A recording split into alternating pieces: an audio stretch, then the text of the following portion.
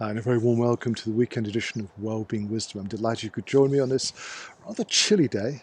A few little bright spots of sunshine up there, but believe it or not, we're expecting snow. Crazy, but there you are.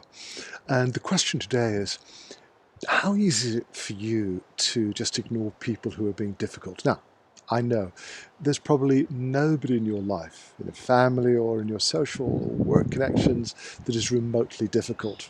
Probably leading a life surrounded by wonderful, happy, joyful people.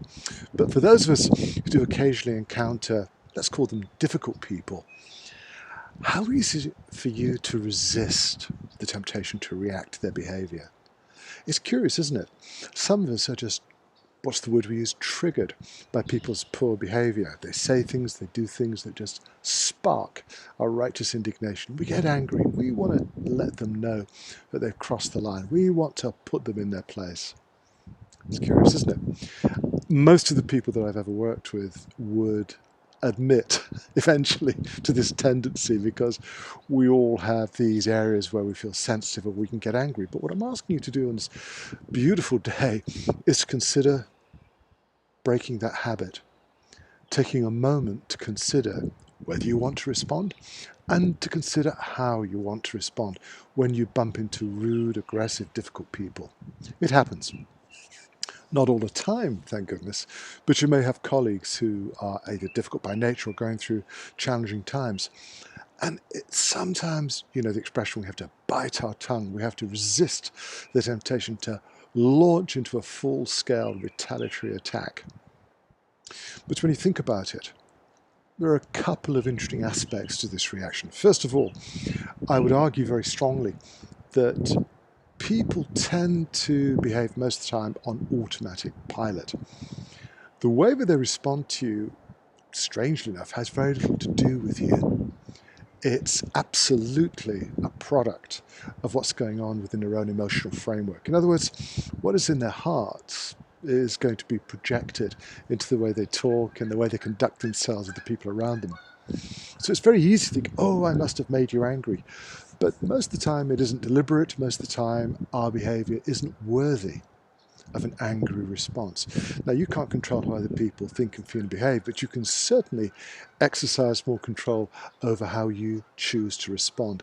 A moment of hesitation, a gap between what's going on around you and how you react. That's how you break the habit. It's a fractional second of introspection where instead of responding with the fear or anger connections in your mind, you get a chance to consider what is really going on. You bring a little bit of logic, clarity, a moment of reflection that allows you to see the situation more clearly. And in that moment of reflection, you can choose how or if you want to respond. You say, what if I don't respond? What if I just smile and remain detached? So, great. This frees you from a lifelong habit of feeling, reacting, using your emotional energy according to how other people behave. There's enormous power in that degree of detachment, because you can break a cycle of behavior that's probably affected you since childhood. And it's a wonderful feeling of liberation, because we're going to be exposed to rather strange, crazy or challenging situations wherever we are, whether it's in social media, within the family, at work, everywhere.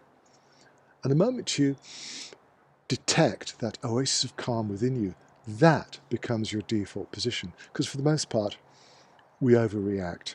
And to be fair, guys, when we get angry, I can assure you it isn't doing us any good. It's not good for our health, our well-being. It's certainly not productive for our relationships. That moment of reflection and hesitation puts you into a position of wonderful control where you say, oh, what if I don't get angry? What if I don't respond? What is this person really trying to say? Maybe it's not important. But having that choice creates a revolutionary step in terms of your own progress, your happiness, your well-being, even your success. But you save yourself an enormous amount of energy. Instead of reacting with the kind of anger and fear you're exposed to, you have a different palette of responses to choose from. And that will favour your inner peace, your inner wisdom, your calm. You're going to see things more clearly, even if you're the only one around who can appreciate the situation objectively. And that's something I wanted to commend to you this weekend. I don't know if you're aware of it, the first few spots of tiny little flakes of snow arriving, which I think is nature's way of telling me to get back inside and under cover. Allow me to wish you the most wonderful weekend. I want to thank you once again for joining me. Any comments, suggestions, please feel free to share them, and I'll look forward to being with you again very soon. Have a great weekend.